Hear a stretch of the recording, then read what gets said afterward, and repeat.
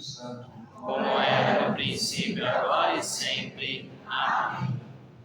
São João Batista, rogai por nós, e a da igreja, São Judas Tadeu, Rogai por nós. Podemos nos sentar? Quem estiver chegando e ainda não pegou esse papel, depois eu entrego esse papel que vai ser usado hoje pelo Padre Pedro. E obrigado, Padre, por ter vindo aqui hoje, nos presentear com a sua sabedoria. Eu passo a palavra para o Padre Pedro.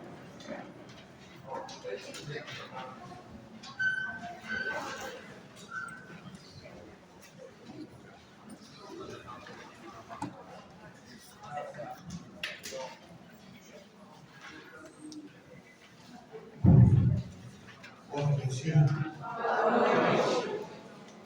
Então, nós vamos continuar o estudo sobre os livros históricos. E hoje nós vamos pegar o segundo livro dos Reis e o primeiro livro de Crônicas. Então, vamos fazer aí esse estudo.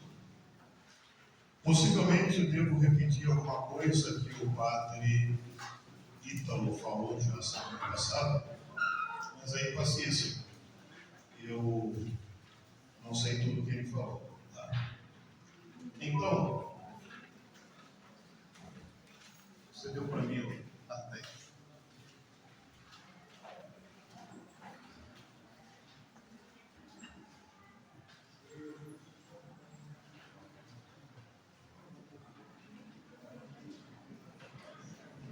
Eles não funcionam.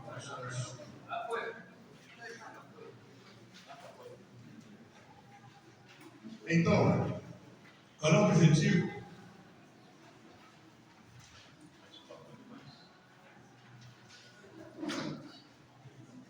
Qual o tamanho deles? Então, eu acho que vai de novo aqui.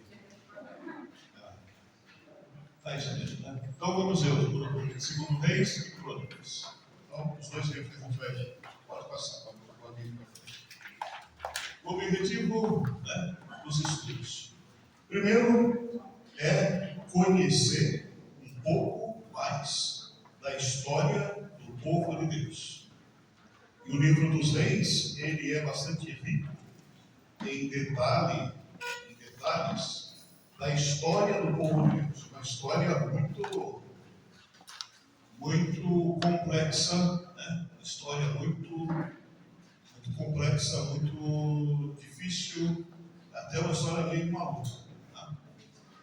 E conhecer a partir dessa história, nós conhecemos um pouquinho qual é a teologia que está permeando essa história, qual é a concepção de Deus que está permeando essa história do povo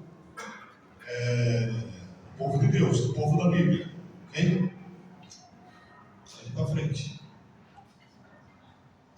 Para que a gente possa compreender, a gente lê o livro e não ficar somente nos fatos, nos acontecimentos.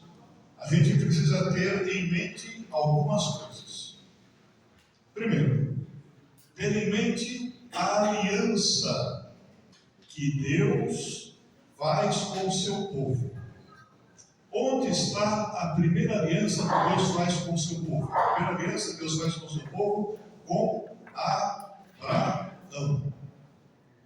Lá ele faz a aliança. Qual é a aliança que Deus faz com o seu povo? Olha, Abraão, eu vou te dar uma terra fértil, uma terra boa, uma terra onde corre leite e mel. A promessa da terra. Mas também vou te dar uma descendência.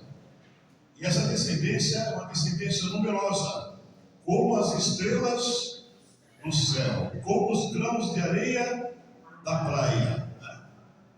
Então, descendência numerosa, que Deus vai, essa é a promessa. Em contrapartida, vocês serão, eu serei o vosso Deus, e vós sereis o meu povo. vocês vão prestar culto, adorar a mim, e eu serei o vosso Deus. Vocês não terão outros deuses. Esse é o conteúdo da aliança. É o conteúdo da aliança. Então a gente precisa ter isso em mente. Essa aliança vai ser melhor organizada ali nos mandamentos com Moisés durante o caminho para a terra prometida, né? Moisés traz ali as tábuas da lei, e o primeiro mandamento é: ouve, ó Israel, o Senhor é o teu Deus, não terás outro Deus de jeito nenhum, não prestarás culto a ninguém, não vai construir imagem, não vai atrás de outros deuses, eu serei o vosso Deus, né? Não devem ter outro Deus. E Deus se apresenta como Deus ciumento, né? Deus, na Bíblia, é um Deus ciumento. Ele tem ciúme do seu povo. Ele não quer que o povo vá voltar o seu coração para outros deuses. Então, ter em vista a aliança. Os reis, como vocês viram já nos livros históricos, o povo era governado por juízes. Depois eles pediram um rei, foi dado ao povo Saul, depois Davi, depois Salomão, né? Então eles passaram a ter o regime de monarquia, tá? E depois os diversos reis que a gente vai tratar um pouquinho hoje. E esses reis, eles precisam observar a aliança. Eles são reis para cuidar do povo de Deus, e eles devem observar a aliança. Não podem ter outros deuses. Não pode voltar o coração para a idolatria. Não pode servir a outros senhores. Ok? E os profetas vão aparecer dentro da monarquia. Até então não havia profeta. Depois da monarquia que passa a ver os profetas. Os profetas vão chamar a atenção dos reis quando eles não obedecem, não cumprem, não se colocam em obediência à aliança feita que Deus faz com o seu povo. Okay? O profeta ele vai sempre chamar a atenção: você não está fazendo, você está quebrando a aliança. É preciso mudar de caminho. Se você não mudar de caminho, vai acontecer catástrofes, vai acontecer coisas terríveis. Então, quando a gente lê o livro dos reis, a gente tem que ter em mente essas três coisas: a aliança, né, os reis, as diversas sucessões ali dos reis, e os profetas que vêm para chamar a atenção que a aliança seja cumprida. Tranquilo até aí? Tudo bem. O povo de Deus, depois que foi estabelecida a monarquia, havia uma confederação de tribos. O que é uma confederação? Uma união de tribos, né, que formava um único país. O Brasil é uma confederação de estados, né? Então você tem aí os estados. Os estados tem 26, eu acho, né? Mais o Distrito Federal. Isso forma um país, né? Então, no princípio, havia uma confederação de tribos. As 12 tribos que recebem o nome dos 12 filhos de Jacó. Os 12 filhos de Jacó. Tá? Essa confederação, essa união da monarquia, a monarquia unida, o reino unido, foi possível um pouco ali com Saul. Davi fez um grande trabalho de integração. E Salomão, um outro grande trabalho de integração. Morre Salomão. Os filhos de Salomão, isso vocês já viram no quadrito, quebram o pau, né? Porque um impõe muito imposto para o povo, o outro vem mais bonzinho, o povo se revolta e o reino se arrebenta e forma-se 2 reinos. Então nós temos o reino do norte, que que chamou-se Reino de Israel, que tem como capital a Samaria e tem como primeiro rei, né? O primeiro rei que junta essa turma aí, o Jeroboão. Quem forma aí, e depois você tem outro pedaço formado o Reino do Sul, chamado também Reino de Judá, que tem a capital Jerusalém e tem como rei Roboão. Eles arrebentaram o reino de Salomão. Primeira coisa bonitinha que fizeram, né? Então, arrebentou. E nunca mais se refez, até hoje. E aí, o reino de Israel, o reino do sul, o reino do norte, é formado ali por Efraim, pelas tribos. Efraim, Dan, Manassés, Isacar, Zabulon, Neftali, Aser, não conhece ali, Gad, Ruben e Simeão. Né? E Judá e Benjamim formam o reino do sul com Roboão. Tranquilo até aí? Até aí vocês já viram. Eu dei para vocês aí, roda aí.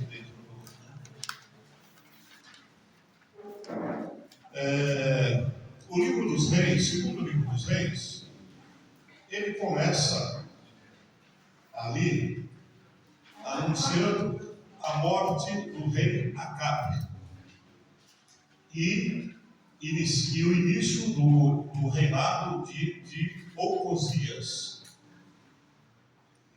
É o final do ministério do ministério do profeta Elias. Tem ali logo no capítulo 1 a última ação do profeta Elias, né? Uma ação bem engraçada, eu vou contar. E o início do ministério do profeta Eliseu. Tá? Então o livro dos reis ele começa assim, né? Depois da morte do rei Acabe, entra aí o reinado de Ocosias e vai, né? Aí acontece esse rei Ocosias aí, ele tá machucado, ele cai em outro lugar, acho que cai numa sacada, se arrebenta todo, e ele já começa a fazer bobagem. Ele manda os emissários dele procurar um adivinho para saber se ele vai viver ou se ele vai morrer por conta do acidente que sofreu. Os emissários vão, ali pelo meio do caminho aparece o profeta Elias e pergunta: não há em Israel um Deus? Por que se vai perguntar coisas para adivinhos? E aí os emissários voltam: olha, um homem assim nos procurou, falou isso, e fala: é o profeta Elias, né? Profeta Elias, estou ferrado, né? Aí ele manda 50 homens perguntar para o profeta Elias, para chamar o profeta Elias para vir conversar com ele. Os homens vão lá, o profeta Elias está num lugar alto, numa montanha, e o profeta Elias também tem medo, né, de ser morto. Aí eles chegam lá: homem de Deus, né, o rei quer que você vá lá. E fala: já que eu sou homem de Deus, venha ali um fogo e mata os 50 homens, né? Queima todos eles lá. Ele manda mais 50. O profeta Elias fala: vai queimar de novo e frita eles de novo. Frita eles de novo, né? 50 de novo. Manda mais 50. Aí esses outros vêm com jeito: pelo amor de Deus, não nos queime, não nos mate. Aí o profeta Elias vai lá falar com Ocosias e fala, ele pergunta: eu vou morrer? O profeta fala: sim, você vai morrer. Sim, você vai morrer. Aí acontece todo aquele episódio da transição de Elias com Eliseu. Elias caminha e fala: você vai me suceder. E Eliseu fala: pede o que você quer. Ele fala: eu quero o dobro da sua sabedoria, do seu espírito. E Elias fala: se você conseguir viver na hora que eu for arrebatado, você vai conseguir isso. E Elias arrebatado numa carruagem de fogo. Eliseu pega um manto de Elias, sai correndo atrás. Depois Elias vai embora e Eliseu torna-se profeta. Torna-se profeta. E aí, no segundo livro dos reis, no primeiro livro dos reis, você tem muito ação do profeta Elias. No segundo livro dos reis, no primeiro capítulo tem ali Elias, que é arrebatado, e você vai ter a ação do profeta Eliseu. E mais no finalzinho, já começa o profeta Isaías. Tá? Tranquilo daí? Ok. O profeta Eliseu, ele vai realizar muitos sinais. Muitos sinais. Para que o profeta realiza sinais? Para mostrar para o povo e para o rei que ele é um homem de Deus e que ele tem autoridade para chamar a atenção, né? Para chamar a atenção. O profeta é aquele que denuncia o descumprimento da aliança e ele tem autoridade para isso, ok? Então, se a gente pegar o livro, agora mais curiosidade, tem aí um punhado de coisas que o profeta Eliseu faz, né? Primeiro, ele faz o saneamento ali da água. O pessoal tem lá um lugar, um açude lá, que a água é muito ruim, né? A água não presta, e ele vai lá e ele torna a água boa, saneada, boa para o consumo, e enfim, a água fica gostosa, né? O sal da água sai e fica gostosa, e ele resolve o problema ali da sede do povo, né? Está ali no segundo livro dos reis, aqui faltou. Segundo livro dos reis, capítulo 2, eu acho. Faltou ali o capítulo 2, versículo 19, até capítulo 2, tá? Faltou o capítulo 2 aqui. Depois tem um outro episódio engraçado. O profeta está indo ali para Samaria e no caminho tem uma molecada que começa a encher as paciências do profeta. O profeta pensa ser careca, que a brincadeira do moleque é sobe careca, sobe careca, sobe careca, né? Ele fica nervoso. Ele invoca a Deus e aparece dois ursos e acaba com a molecada, né? Come a molecada, mata os moleques, né? Mata os moleques, estraçalha os moleques, né? Então, cuidado para não brincar com careca, né? Depois o milagre do azeite. A mulher que não tinha, que devia muito, ia perder tudo que tinha, vem falar com o profeta e ele fala: olha, chega na sua casa e arruma, o que você tem na sua casa? Um pouquinho de azeite. Então arruma muitas vasilhas. E pega esse pouquinho de azeite e vai derramando nas vasilhas. E ela vai derramando os azeites na vasilha, e as vasilhas ficam cheias, depois mais fica cheia, e mais fica cheia, até que enche todas as vasilhas. Ele fala: agora vende os azeites para você pagar as dívidas suas e não ser escravizada, e ainda sobrou para o consumo dela, né? Então, está lá, outro sinal do profeta Eliseu. Está lá na citação bíblica aí. O filho da Sunamita era uma mulher rica. Quando o profeta passava ali pela região onde ela morava, ele ficava hospedado na casa dela, e ela então o recebia. Ela pediu para o marido: vamos fazer um quarto aqui em cima, no terraço. Quando o profeta passar aqui, a gente recebe ele melhor, ele vai ter uma cama para descansar, etc. E o profeta, junto com seu ajudante, pergunta: nossa, ela é muito generosa, né? O que será que a gente poderia oferecer para ela? Ele fala: ela não tem filhos. Então o profeta fala: daqui a um ano você vai ter um filho, né? E ela tem um filho. O menino fica grandinho, só que depois morre. Aí ela vai lá para o profeta: olha, eu não tinha filho, não ia sentir viver a dor da perda de um filho. Agora eu estou vivendo a dor da perda desse filho. E aí o profeta vai lá, faz um monte de coisa, né? E faz o menino voltar a viver. Então, mais um sinal para dizer: eu sou homem de Deus, né? tenho autoridade para questionar, chamar a atenção, né? Denunciar os reis que não realizam a aliança. O milagre do pão, né? Alguém leva para o profeta 20 pães. Sopa envenenada.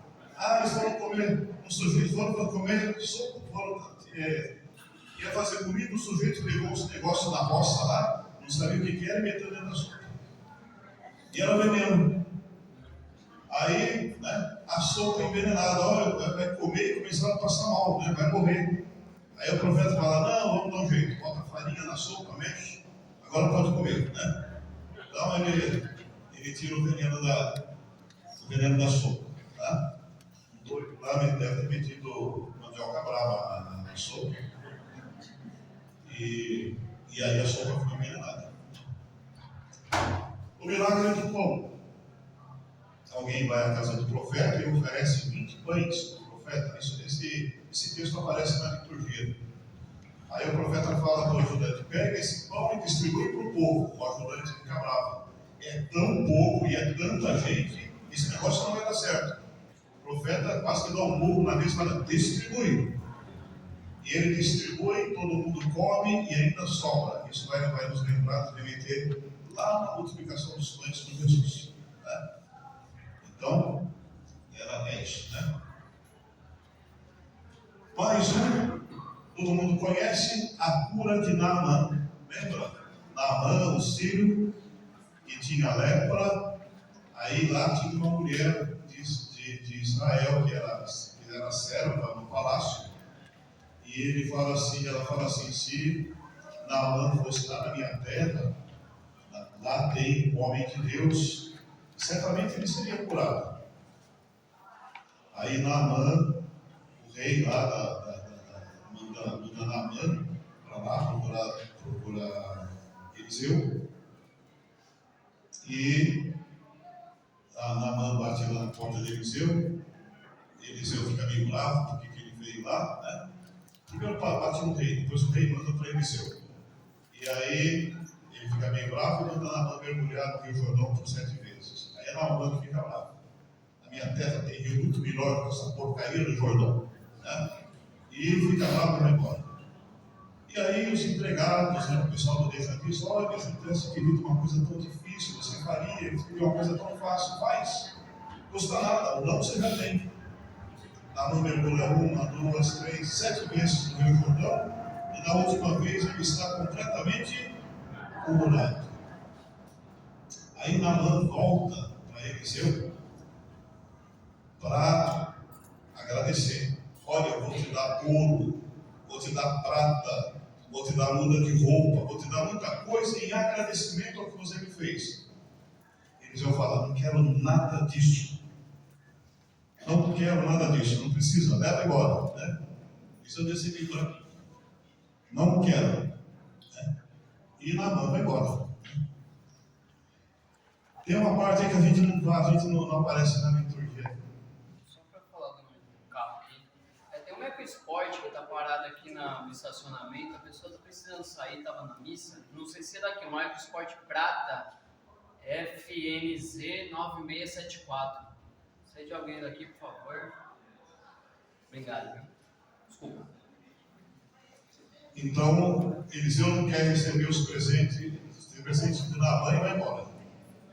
Aí, o ajudante de Naamã, chamado Giesi, fala, nossa, tanta coisa, e ele não quis receber.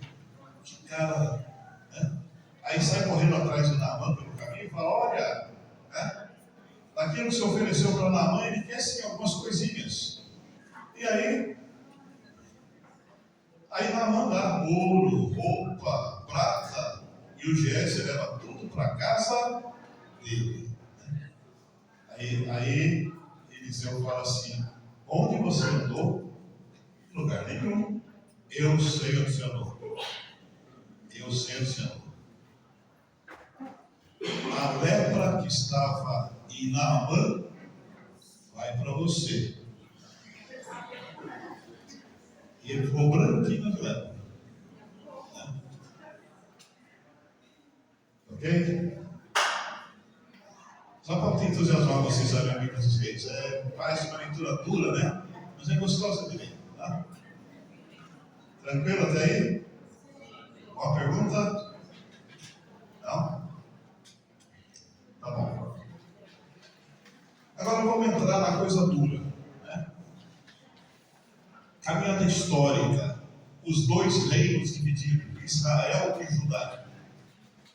Israel, ele dura de 931 a 722. E Judá dura de 931 até 538. Dura um pouco mais. Dura um pouco mais. Então, vamos pegar, aí vocês ganharam um papelzinho que eu dei para vocês.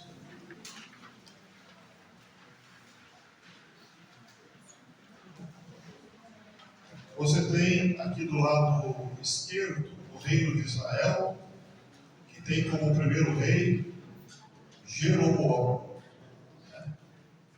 O reino de Israel é formado pelas 10 tribos. 10 tribos. Volta.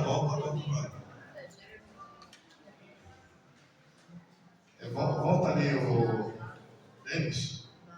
Volta anterior, esse aqui ainda não, né? Pelas 10 tribos. Aqui eu quero que você coloque para mim o Word. Embora o pessoal tenha.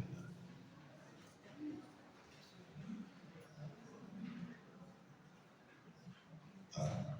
Então, a cronologia ali dos reis, né? O rei Davi e o rei Salomão mantiveram o Reino Unido.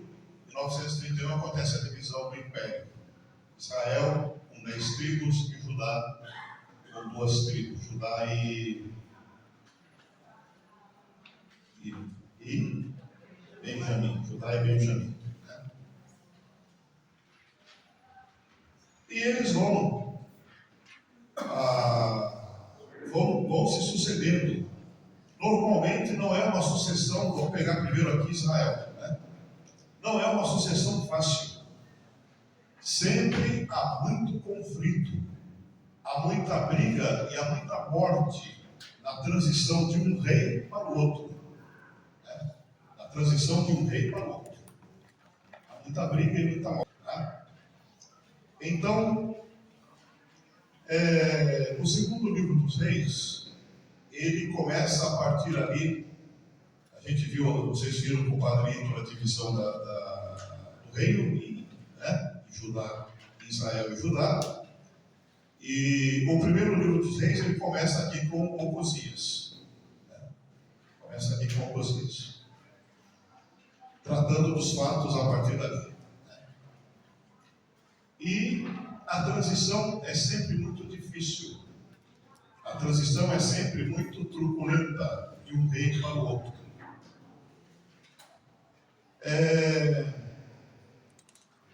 Todas as vezes que um rei assume o poder, o livro dos reis diz assim: e ele fez muita coisa errada diante de Deus. E ele fez muita coisa errada diante do Senhor. E ele não cumpriu as leis, ele não observou a aliança diante do Senhor. Todos eles. Todos eles. Eles brigam dentro do reino para suceder dentro do reino de Israel. Né? Então, você pega aqui, pegamos aqui Ocosias. Há uma sucessão difícil para Jorão. Depois ele tem uma sucessão difícil para Jeú. Outra também para Joacás, para Joás, Jeroboão II, Zacarias, Selum, né? Manaé, Faceias. Você tem transição difícil ali na vertical. Mas você tem também briga dos dois reinos. Você também tem briga. Judá muitas vezes brigando com Israel. Judá muitas vezes brigando com Israel. Né? Você também tem esses conflitos. Esses reis todos, pegando aqui os reis de Israel, todos eles não obedecem às leis do Senhor. Vamos pegar aqui o reino de Israel. Estabeleceu como, desde Jeroboão lá, e vai até aí, até 722 aí. Estabeleceu como capital a cidade de Samaria. E colocou muitos ídolos, inclusive bezerros de ouro nos lugares altos, para que o povo fosse fazer os seus sacrifícios. Então, fez uma grande bagunça no que diz respeito à adoração do Senhor. Muitos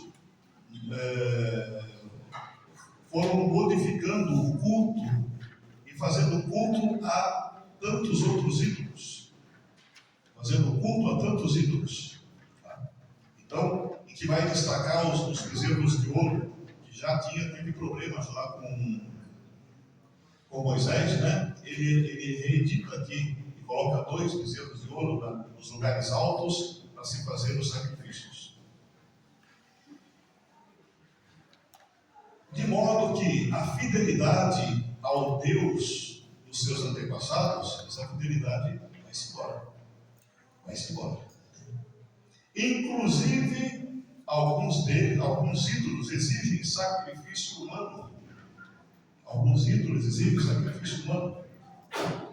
E eles vão realizar, sem problema. Sacrifício, às vezes, dos próprios filhos. Eles vão realizar.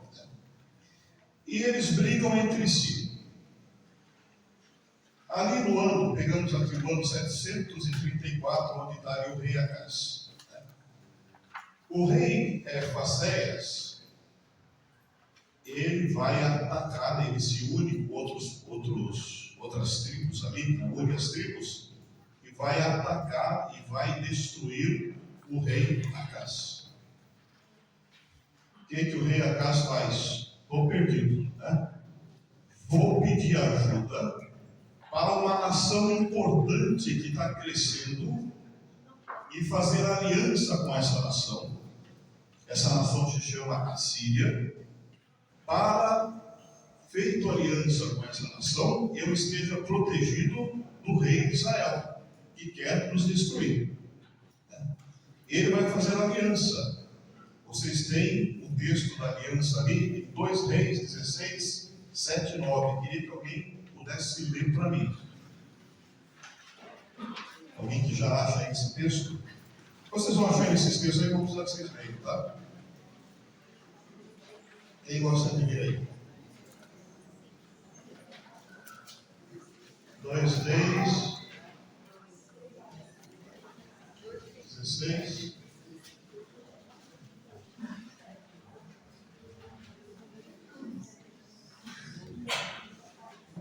Esse texto eu leio aqui para vocês, já estou vendo que está mais fácil aqui. Então, eu leio, pega outro pessoal. Então Acaz mandou um mensageiro a Teglat-Falassar, rei dos assírios, e vai dizer o seguinte para o rei dos assírios: eu sou teu servo. Olha só que humilhação. Eu sou teu servo, teu filho. Sobe e salva-me da mão do rei de Arã, do rei de Israel, que juntos se levantaram contra mim. E recolhendo prata e ouro que conseguiu encontrar, da onde saiu a prata e ouro que ele conseguiu encontrar? Da casa do Senhor. Ele foi no templo pegar as prata e ouro do templo, que era de Deus, que era objeto sagrado, para dar para Teglat-Falassar, o rei da Síria. Né? Ele foi pegar ali nos na casa do Senhor e nos tesouros do rei, e enviou como presente para o rei dos assírios. O rei dos assírios atendeu o seu pedido. O rei dos assírios subiu de Damasco e devastou. Subiu até Damasco e devastou. A cidade de Damasco é a cidade em Israel. Transferiu os habitantes para Kir, Rassim e Rassim mandou matar. Ou seja, os assírios vieram e destruíram a Samaria, o reino de Israel, o reino de Israel.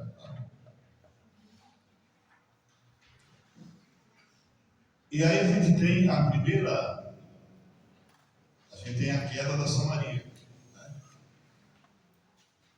Então a queda da Samaria é a queda de todo esse reino. Foram deportados, foram devastados, e você tem a destruição da Samaria e do reino do sul. Então todas as tribos ali destruídas, ali por conta, e a Síria tem interesse. Então, o primeiro grande exílio, a primeira grande destruição, quem faz é a Síria. E destrói tudo ali. Então acaba o primeiro reino. E acaba o reino de Israel, que é o reino do sul. Então a gente vai encontrar isso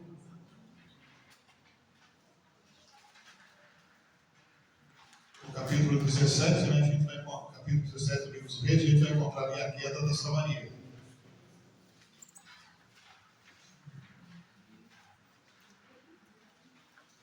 Esse rei Arã, que fala assim no texto que o senhor leu, é antes ou depois de Josias? É no segundo livro. É depois de Josias, no tempo ali do reino de Josias. A queda de Samaria vai se dar ali vai se dar no tempo do rei Josias.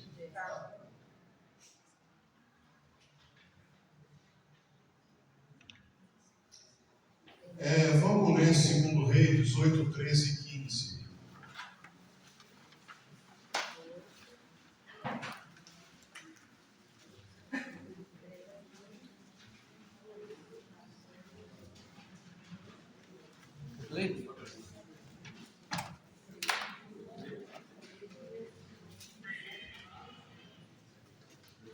No 14º ano do rei Ezequias, Senaqueribe, rei dos assírios, marchou contra todas as cidades fortificadas de Judá e as tomou.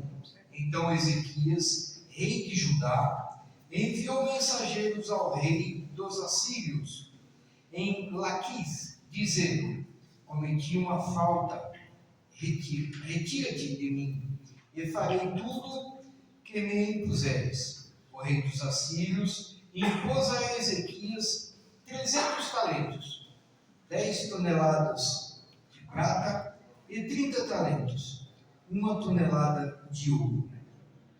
Ezequias entregou toda a prata e encontrou na casa do Senhor os tesouros do rei. Então, lembra, ele fez aliança com a Síria destruiu a Samaria, o reino do norte. Só que você faz aliança, você fica devedor. Né? Aí vem que a Síria começou a exigir. E é bastante, né? Era uma tonelada de prata. 300 toneladas de 300 talentos. toneladas. De talentos. 300 toneladas de prata, 300. Que corresponde a 10 toneladas de prata. 10 toneladas de prata. E depois 1 tonelada de ouro. 1 tonelada de ouro, né? Então, você fica devedor. Você fica agora nas mãos, né? Da Síria. Né? Okay. E aí, aparece Isaías e faz uma profecia agora para o reino de Judá. O primeiro reino está destruído. Nós temos agora somente o reino de Judá. Há uma profecia aí de Isaías. Segundo Reis 20, 14 e 19. Qual é a profecia? Vai aparecer uma outra figura aí.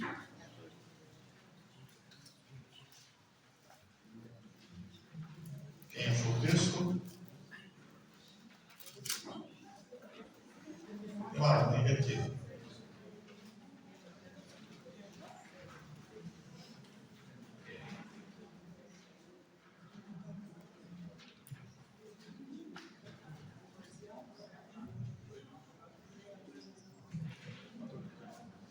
O profeta Isaías foi procurar o rei Ezequias e lhe perguntou: o que disseram esses indivíduos? De onde vieram eles? Ezequias respondeu: eles vieram de um país muito distante, vieram da Babilônia. Isaías perguntou: o que é que eles viram no seu palácio? Ezequias respondeu: eles viram tudo o que existe no meu palácio. Não há nada do meu tesouro que eu não lhes tenha mostrado. Isaías disse então a Ezequias: escute a palavra de Javé. Chegará o dia em que a Babilônia levará tudo o que existe no seu palácio, tudo o que seus antepassados foram ajuntando até o dia de hoje. Não vai sobrar nada, diz Javé. Alguns filhos que saíram de você, que você gerou, serão levados para que sirvam como eunucos no palácio do rei da Babilônia. Ezequias disse a Isaías: a palavra de Javé que você me transmite é de felicidade, pois ele pensava assim: pelo menos durante a minha vida haverá paz e segurança.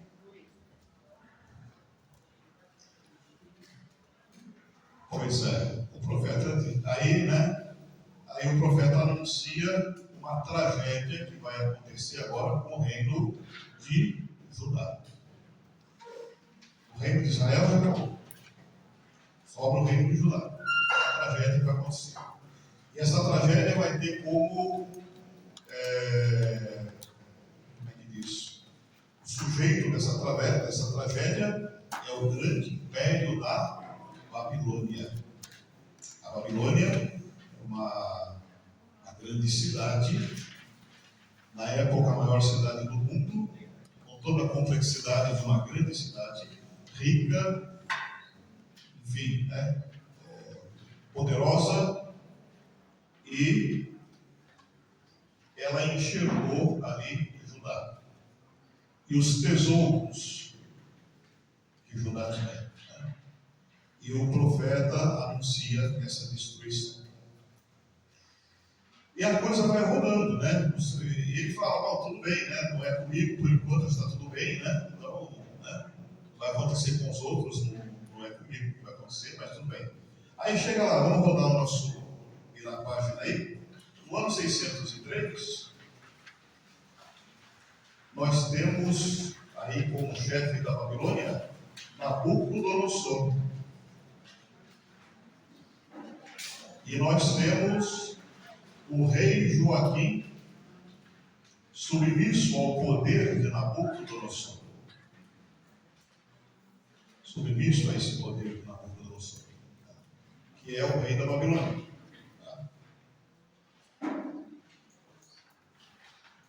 E a Babilônia vai investir contra Judá. A gente vai ver isso em 2 Reis, capítulo 24, versículo de 8 a 17. Se alguém tem texto, venha ler aqui. Capítulo 24, versículo de 8 a 17. Vai ser a primeira deportação, o primeiro ataque da Babilônia contra o rei de Judá. Vocês viram que do lado direito aqui está em branco, né? Do lado direito está em branco. Nós estamos olhando a coluna da esquerda, porque o lado direito acabou tudo. Acabou lá em 722. 8 a 17, 24, 8 a 17. Joaquim tinha 18 anos quando começou a reinar, e reinou 3 meses em Jerusalém. Sua mãe se chamava Noéstra, era filha de Eunatã e natural de Jerusalém. Joaquim fez o que é mau aos olhos de Javé, como havia feito seu pai. Nessa ocasião, os servos de Nabucodonosor, rei da Babilônia, marcharam contra Jerusalém e cercaram a cidade. O rei da Babilônia, Nabucodonosor, chegou à cidade quando seus generais a tinham já sitiado. Joaquim, rei de Judá, ele com sua mãe, seus servos, oficiais e eunucos, saíram ao encontro do rei da Babilônia, que os fez prisioneiros. Era o 8º ano do seu reinado. Nabucodonosor levou embora todos os tesouros da casa de Javé e os tesouros do palácio real. Quebrou todos os objetos de ouro que Salomão, rei de Israel, tinha feito para a casa, conforme as ordens de Javé. Levou para o exílio toda Jerusalém, todos os comandantes e todos os valentes do exército, cerca de 10.000 deportados. Levou também todos os ferreiros e artesãos. Deixou somente o povo pobre da terra. Exilou Joaquim para a Babilônia. Levou também para a Babilônia a mãe do rei, as mulheres do rei, os eunucos, os poderosos da terra e todos os homens valentes, cerca de 7.000 pessoas. Levou ainda os ferreiros e artesãos, cerca de 1.000 pessoas, e todos os valentes de guerra.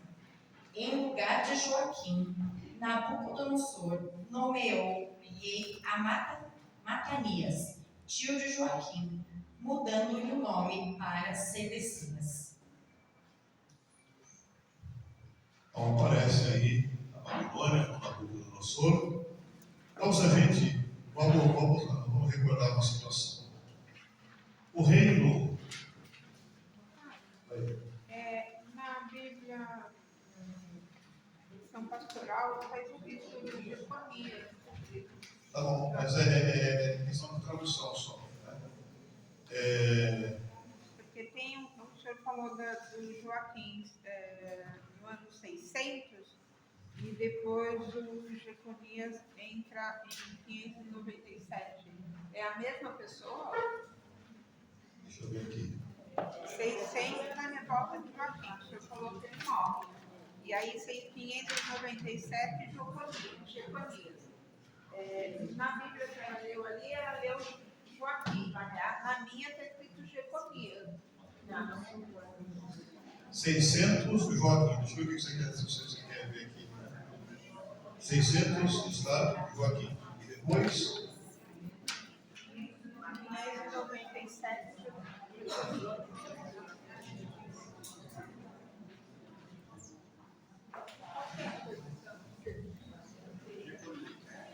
Jeconias. É que tem uma tradução que está muito próxima. Joaquim e Joiaquim. Tem você vê aqui na Bíblia CNBB, esse segundo nome está Joiaquim. Então é Jeconias. Joaquim lá em cima que morre, é assassinado, e o Jeconias aqui, assim, em 600 e...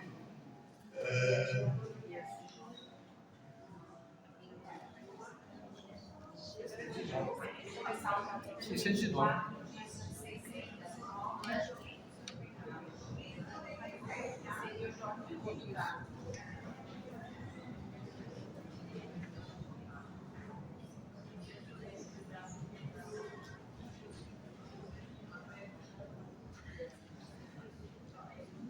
Peraí, vamos ver.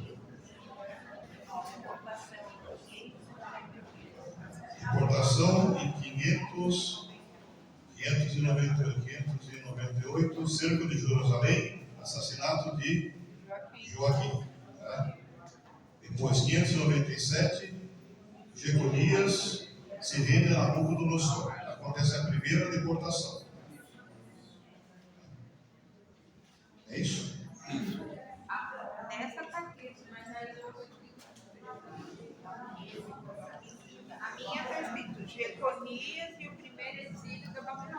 bom, independente do nome, porque está um livro diferente, o que eu quero mostrar para vocês não é o nome, é o acontecimento. É o primeiro exílio. A Babilônia vem, toma conta do país, e vê só, o que eu quero mostrar para vocês. O reino de Judá tem como capital a cidade de Jerusalém. Jerusalém. Na cidade de Jerusalém há uma construção importante, que é o templo. Quem fez o primeiro templo que está na cidade de Jerusalém? Salomão. Lá em cima, Salomão. O povo de Judá prestava, o povo do reino de Judá, né? O povo daquelas duas tribos, Judá e... Qual era a outra tribo? Benjamim. Judá e Benjamim prestavam culto no templo. Então eram fiéis ao templo. Eles tinham o templo. Né? O templo de Jerusalém. O povo da Samaria prestava culto nos lugares altos, aos bezerros de ouro, etc. Né? Esse templo que Salomão fez ali entre o ano 970 a 931, durante o seu reinado, esse templo que Salomão fez, né, ele se manteve em pé como lugar de adoração, como lugar de culto do povo, dos habitantes de Judá e de Benjamim, né, durante todo esse tempo. Aqui, no ano de 597, a Babilônia vem e faz um grande estrago. Ela destrói o templo, ela leva embora todo o ouro que tem lá, leva embora todos os objetos, leva embora as autoridades, leva embora todas as riquezas, leva embora o pessoal que ela deporta, que ela leva para a Babilônia, que o rei Nabucodonosor leva para a Babilônia. Ele não leva qualquer um, ele leva as pessoas que tinham capacidade técnica, que eram os ferreiros, que eram os homens fortes para ser soldados, que eram os homens que tinham cultura, conhecimento para ser eunuco. O eunuco era alguém que cuidava de administração, né? Cuidava do harém, né? Cuidava de administração. Leva as mulheres, ele leva um pessoal especializado. Ele deixa o país sem riqueza material e ainda sem riqueza humana. Sem riqueza humana, né? Sem riqueza humana. Fica somente os pobres da roça ali, né? Porque o pessoal que tinha capacidade técnica, que tinha força, vai para ser soldado e para trabalhar lá na Babilônia. O exílio da Babilônia é um exílio que marca o povo de Deus de maneira muito forte, né? Essa é a primeira deportação. Ainda fica um pouco de gente lá. Depois, pouco tempo depois, isso 597, 10 anos depois, eles voltam para a segunda deportação. E aí destroem completamente o reino de Judá. Aí o templo é incendiado. A gente vai ter isso em 2 Reis 25, 17. É bem doloroso esse texto. Alguém quer ler aqui? 2 Reis 25, 17. Já achamos aqui uma leitura.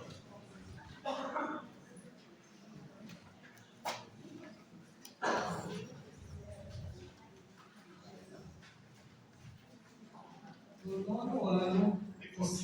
nono ano do seu reinado, no dia 10 do 10º mês, Nabucodonosor, rei da Babilônia, com todo o seu exército, atacou Jerusalém. Acampou diante da cidade e construiu ao redor dela torres de assalto. A cidade ficou cercada até o ano 11 do reinado de Sedecias, até o dia 9 do 4º mês. A fome apertou na cidade e o povo não tinha nada para comer. Então, foi aberta uma brecha nas muralhas da cidade, e o rei, com todos os soldados, fugiu de noite pela porta que fica entre as duas muralhas, perto do jardim do rei. Tomaram o caminho de Arabá, enquanto os caldeus ainda cercavam a cidade. O exército caldeu perseguiu o rei e o alcançou nas planícies de Jericó, enquanto os soldados dele o abandonaram e se dispersaram. Os caldeus prenderam o rei e o levaram ao rei da Babilônia, que estava em Reba, e que pronunciou a sentença contra Sedecias. Nabucodonosor mandou degolar os filhos de Sedecias na presença do pai. Depois furou os olhos do rei e algemou e o levou para a Babilônia. No dia 7 do 5º mês, correspondendo ao ano 19 de Nabucodonosor, rei da Babilônia, Nabuzardã, chefe da guarda e oficial do rei da Babilônia, chegou a Jerusalém. Ele pôs fogo no templo de Javé, no palácio real, em todas as casas de Jerusalém, e incendiou todas as mansões. Ao mesmo tempo, o exército caldeu que acompanhava Nabuzardã, chefe da guarda, destruiu as muralhas que rodeavam Jerusalém. Nabuzardã exilou o resto do povo que tinha ficado na cidade, os desertores que tinham passado para o lado do rei da Babilônia e o resto da população. O chefe da guarda deixou uma parede do povo pobre da terra para trabalhar nas vinhas e nos campos. Os caldeus quebraram as colunas de bronze, as bases entalhadas e o mar de bronze que estavam no templo de Jerusalém, no templo de Javé, e levaram o bronze para a Babilônia. Levaram também os recipientes para cinzas, as pás, facas, taças e todos os objetos de bronze que eram usados no culto. O chefe da guarda pegou os incensórios, as vasilhas para aspersão e tudo que era de ouro e prata. Quanto às duas colunas ao mar e as bases entalhadas que Salomão tinha feito para o templo de Javé, era impossível calcular o peso de bronze e de todos esses objetos. Cada coluna tinha 9 metros de altura e terminava num capitel de bronze de 2,5 metros de altura, enfeitado de um traçado e de romãs, tudo feito de bronze. E aí acabou o templo de Jerusalém, o templo de Salomão, né? O templo de Salomão completamente destruído de vez mesmo. Meteram fogo, levaram tudo o que podia, tudo que tinha de riqueza, e não tem mais lugar para o culto, né? O templo, ele era para o povo um sinal de unidade, um sinal de fortaleza. E agora, a destruição do templo já não tem mais nada. Ou seja, agora se destrói de vez. Em 722, havia a destruição do reino de Israel, né? Agora, a destruição do reino de Judá. Destruição do reino de Judá. Não só destruição de cidade, destruição do povo, matança do povo, dos reis e tudo mais, mas a destruição do grande símbolo, que é o templo de Jerusalém. Ou seja, do povo de Deus, lá de Moisés, que chegou na terra prometida, que foi governado por juízes, que teve a primeira monarquia, os 3 primeiros reis, Saul, Davi, Salomão, né? Que rachou ali com o Jeroboão e Roboão, formando o Reino do Norte e o Reino do Sul. Sobrou o que do povo de Deus? Nada. Sobrou nada. Sobrou nada mesmo. O que é que havia ficado, que eles largaram para lá? Os pobres. Tragaram os pobres, né? Tragaram os pobres. Tragaram os pobres.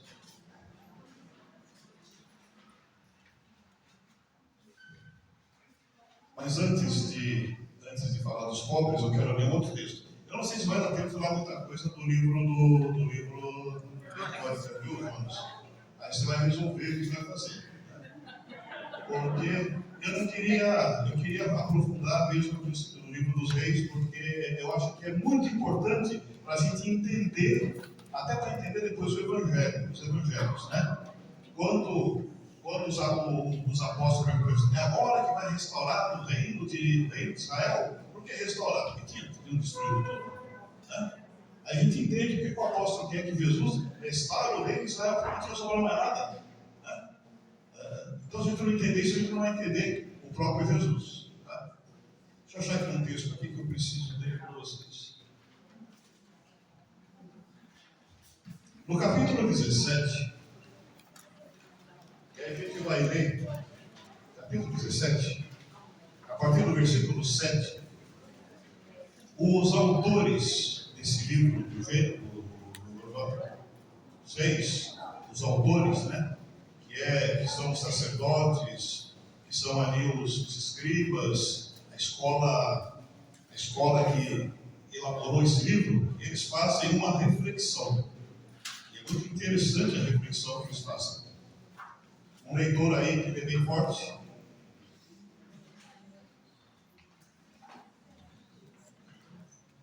Ele aqui.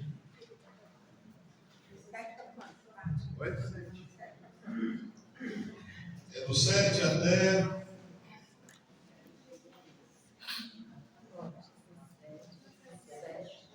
Pelo menos até o 23. O ideal mesmo seria até o final, sabe? Sim, porque é muito interessante a reflexão que ele faz aqui. Ela é o sentido do livro, tá? Também duas ali. Então, uma lê um pedaço, depois outra. Você lê até o 24, depois ela lê. Você lê até o 24, você lê até o 23, ela lê o 24. Tudo isso aconteceu porque os Tudo israelitas... isso aconteceu por quê? Toda essa desgraça aí aconteceu por quê? Os israelitas pecaram contra Javé, seu Deus, que os havia tirado da terra do Egito e libertado da opressão do faraó, rei do Egito. Eles adoraram outros deuses e seguiram os costumes das nações que Javé havia expulsado diante deles. Os israelitas fizeram contra Javé, seu Deus, coisas que não deveriam ter feito. Construíram para si lugares altos em todas as suas cidades, tanto nas torres de vigia como nas cidades fortificadas. Levantaram para si estelas e postes sagrados sobre todas as colunas altas e debaixo de toda árvore frondosa. Queimaram incenso em todos os lugares altos, como faziam as nações que Javé havia expulsado diante deles. Cometeram ações más, provocando a ira de Javé. Adoraram os ídolos, embora Javé tivesse dito, não façam isso. Javé tinha advertido Israel e Judá, por meio de todos os profetas e videntes, dizendo, convertam-se do seu mau comportamento e obedeçam aos meus mandamentos e estatutos, de acordo com toda a lei que dei a seus antepassados e que lhes transmiti através de meus servos, os profetas. Eles, porém, não obedeceram e foram mais teimosos ainda que seus antepassados, que não tinham acreditado em Javé, seu Deus. Desprezaram os estatutos dele e a aliança que ele havia feito com seus antepassados, bem como as advertências que lhes havia feito. Correram atrás de ídolos vazios e se esvaziaram, imitando as nações vizinhas, coisa que Javé lhes tinha proibido.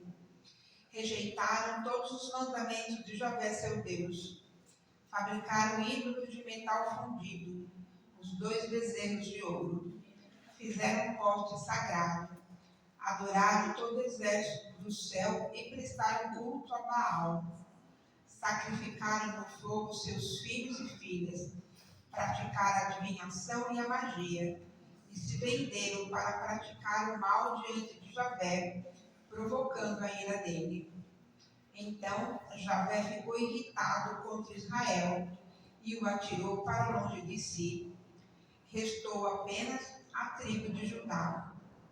Também Judá não obedeceu aos mandamentos de Javé, seu Deus, mas imitou o comportamento de Israel.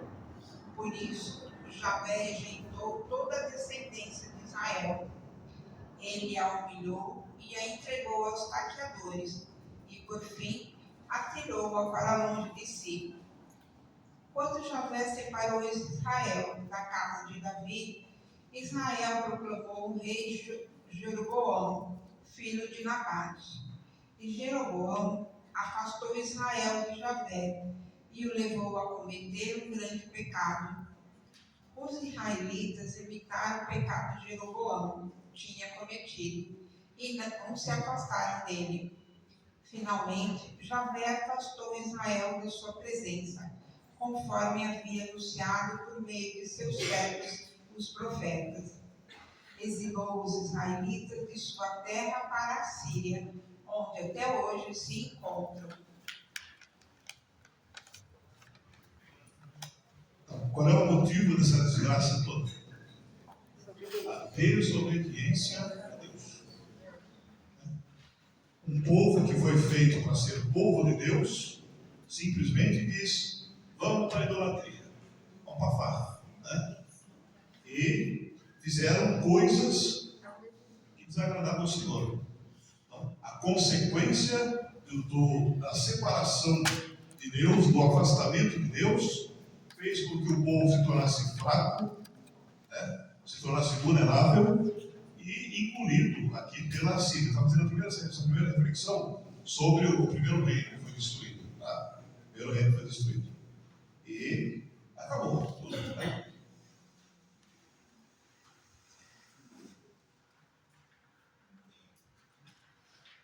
Depois, vamos ler, continuar. Continua aqui, continua dos 24 em diante. Quer colocar? Quer mostrar aqui, facilita. O rei dos assírios trouxe gente de Babilônia, de Cutá, de Ava, de Emate e de Sefarvaim, e os instalou nas cidades de Samaria no lugar dos israelitas. Eles tomaram posse de Samaria e passaram a habitar suas cidades. Quando começaram a habitar ali, não veneravam o Senhor. E o Senhor mandou contra eles leões, causando mortes no meio deles.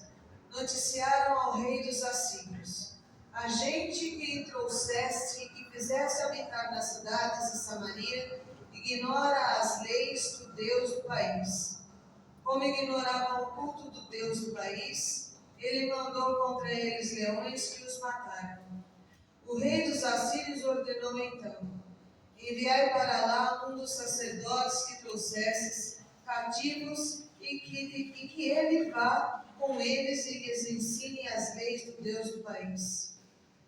Assim veio um dos sacerdotes que tinham sido levados cativos. Foi morar em Betel e ensinava como venerar o Senhor. Mas cada nação fabricava o seu próprio Deus, instalando-o nos santuários dos lugares altos feitos pelos samaritanos. Assim fazia cada nação na cidade em que habitava. Os babilônios fizeram Socote-Benot, os Utenitas, Nergal, os Ematitas, acima, os Avitas, Nebaás e Tartak, e os de Sevarni, queimaram seus filhos para Adramaleque e Anameleque, os deuses de Sefarvaim. E entretanto veneravam o Senhor. Constituíram para si sacerdotes dos lugares altos entre sua própria gente, atribuindo-lhes os santuários nos lugares altos. Ainda que prestassem culto ao Senhor, serviam também a seus próprios deuses, segundo o costume da nação da qual foram trazidos para Samaria. Até o presente dia seguem o costume antigo. Não veneram o Senhor, nem observam suas cerimônias e suas disposições, as leis e os mandamentos que o Senhor ordenou aos filhos de Jacó, a quem deu o nome de Israel. Contudo, o Senhor tinha firmado com eles uma aliança e lhes tinha ordenado: não venerareis deuses estrangeiros, e não os adorareis, nem os servireis, nem lhes oferecereis sacrifícios, mas venerai e adorai ao Senhor, que vos fez sair da terra do Egito com grande poder e com braço estendido. A ele oferecereis sacrifícios. Observai suas cerimônias, suas disposições, suas leis e seus mandamentos que vos prescreveu, e cumpri-os todos os dias. Não venerareis deuses estrangeiros, não esqueçais a aliança que firmei convosco, nem venereis deuses estrangeiros, mas venerai o Senhor vosso Deus, e Ele vos salvará da mão dos vossos inimigos. Eles, porém, não deram ouvidos e continuaram conforme seu antigo costume. Assim essas nações foram tementes ao Senhor, contudo serviam aos próprios ídolos, e seus filhos e netos fazem como fizeram seus pais até hoje. Então, a história que a gente tem que tirar em termos de teologia disso, né, é essa situação. Né? Completamente abandonaram Deus. E o resultado foi esse. Então, eu queria aqui pegar algumas coisas para a gente depois entender no Evangelho. Os samaritanos fizeram essa lambança toda, trouxeram todo tipo de idolatria, né? Aliás, o reino de Israel, que é o reino do norte, o reino do norte, fez essa lambança toda, trouxe para Samaria todo esse tipo de idolatria, de deuses estrangeiros, contaminou, né, completamente. Fizeram culto nos lugares altos, nos morros, bezerro de ouro, etc. De modo que o samaritano então isso é essa situação do Salvador, do pessoal da Samaria. O pessoal de Judá, eles tinham o templo, então eles se contaminaram menos, fizeram besteira também, né? Mas eles tinham o templo, então no templo eles iam para fazer o culto a Deus Javé, etc, etc. O pessoal de Judá, judeu. O pessoal da Samaria, né? O reino de Israel. Então o pessoal, os judeus, que é da tribo de Judá, eles vão olhar para os samaritanos e dizer: vocês não passam, uma palavra, vocês não passam de prostitutas. Vocês se ofereceram para todos os deuses. Então vocês não são mais povo de Deus. Vocês se contaminaram. Vocês não são mais. Nós somos puros, a gente se manteve, né? Por isso que ainda no tempo de Jesus, os judeus não suportam o samaritano. Entende por quê agora? Entende agora por quê? A razão que eles não suportavam o samaritano, porque o samaritano era um povo de prostituta, que se ofereceu a todos os deuses, a todos os ídolos, e se contaminou, e o Deus Javé, né, já foram destruídos ali. Então a gente vai entender nessa situação porque a contraposição dos judeus, né, contra os samaritanos. A gente viu que acabou Israel, no Reino do Norte, em 722, em 586 acabou o reino também do Sul, né, destruição de Jerusalém, e, enfim, né, depois eu vou avançar um pouquinho, que não está no segundo livro, mas avançar um pouquinho para a gente entender, fazer um gancho, não sei quem vai fazer as próximas aulas, para ter esse gancho. Sobraram os pobres. Né?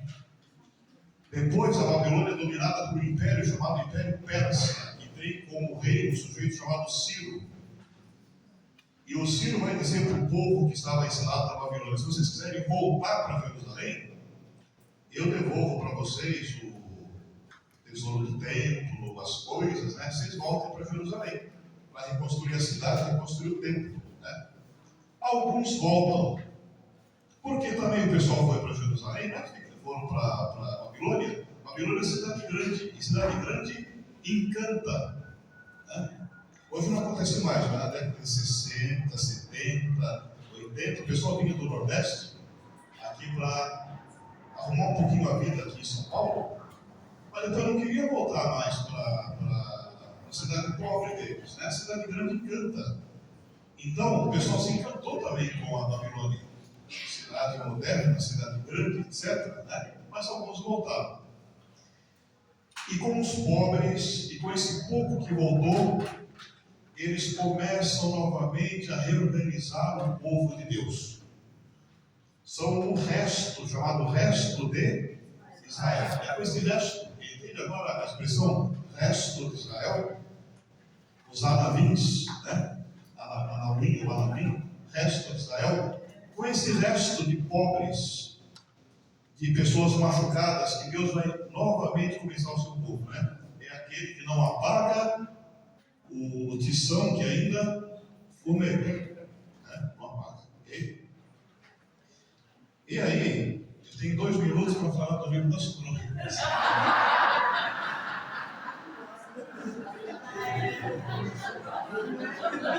Eu não sei quem é mais doido, né? O Padre Jonas que foi 2 livros assim para a gente estudar, ou eu que aceitei fazer. Tá. Então, o livro das Crônicas é um livro que vai ser escrito a partir do ano 300, e ele é uma releitura de tudo que aconteceu, né? É uma releitura de tudo que aconteceu, né? E ele vai, com esse povo que está sendo formado agora, com esse resto que está sendo novamente reconstituído como povo, ele vai trazer: olha, é preciso que a gente tenha a fé centralizada no templo de Jerusalém. Porque com o concílio, eles voltaram e reconstruíram o templo, né? Houve uma reconstrução do templo. É preciso que a gente tenha a fé voltada no templo de Jerusalém, né? É preciso fazer uma observância radical da lei. Aí vão aparecer os fariseus, né? Que vai levar, fazer uma observância. Vamos recuperar a nossa identidade. Então o livro das Crônicas, o primeiro livro das Crônicas é muito interessante. Ele começa, só para a gente ter uma palhinha ali, né? Ele começa no capítulo 1 fazendo uma lista de Adão até Abraão. Toda a descendência, desde Adão até Abraão, né? Para dizer: olha, Abraão, Adão foi criado por Deus, Abraão é descendente de Adão. Depois ele vai falar da história do povo, dos descendentes de Abraão, quem são os descendentes de Abraão. Ele vai recuperar a identidade através das diversas personagens da história. Vai falar quem foi o rei Davi. Davi foi um rei, isso, aquilo, né? As glórias e os pecados. Davi também teve um punhado de mulheres, né? De todos os cantos. Depois Salomão também, né? Todas as glórias e os pecados. Como é que deve ser o culto? Como é que deve ser o comportamento como é que deve ser o trabalho dos levitas? Ele vai fazendo, ele vai pegando cada aspecto, né? e vai tratando desses diversos aspectos em forma de crônica. O que é crônica? Crônica é você falar de um determinado aspecto. A crônica de São Paulo. Então eu pego o Parque do Ibirapuera e falo tudo aquilo que é do Parque do Ibirapuera, uma crônica, né? De algo que está em São Paulo. Depois eu pego o Teatro Municipal e conto a história, o que acontece, qual é a importância, né? Então o livro das Crônicas é isso: pega os reis, pega o templo, pega o culto, pega a forma, né? E vai fazendo aí essa descrição. Qual é o objetivo? Recuperar a identidade de povo de Deus que havia sido completamente devassada, né? Com a destruição do Reino do Norte, do Reino do Sul e do Templo de Jerusalém. O Templo de Jerusalém foi destruído 3 vezes. Eu coloquei aqui só para ilustrar. Ele foi construído por Salomão, durou até 586, quando Nabucodonosor arrebentou com o templo, e 586, quando arrebentou com o templo, e depois, em 539, com Ciro, o pessoal volta para reconstruir o templo. A gente não tem muita informação a respeito dessa segunda construção, né? Não tem muita informação. Mas ele é também destruído. Aí Herodes, no ano 20 a.C., ele começa, ele reconstrói o templo de Jerusalém, que vai estar em pé no tempo de Jesus. O templo vai estar em pé. 40 anos demorou para poder reconstruir, né? Mas aí, numa briga com o Império Romano, no ano 70 depois de Cristo, o Império Romano vai e arrebenta com o imperador Tito e destrói completamente o templo de Jerusalém. E não foi reconstruído até hoje, né? Quem teve a oportunidade em Israel, você visita o templo de Jerusalém, o que é? Ruína, pura ruína. Onde foi reconstruído foi aqui no Brás, com o de Macedo, né? Mas de verdade, né? Mas de verdade ele não foi, ele está destruído, né? Está destruído, ok? O povo de Israel, depois disso, se dispersou. E ele só foi reconstituído de novo povo depois da Segunda Guerra, que novamente se fez o Estado de Israel, né? Depois da Segunda Guerra, agora, porque há 100 anos, pouco menos de 100 anos atrás, né, se fez o Estado de Israel. Né? Mas, dentro dessa história louca, Deus é fiel ao seu povo. E vai aproveitando ali, né? E com o resto que sobra, ele não desiste. Okay? Tá bom.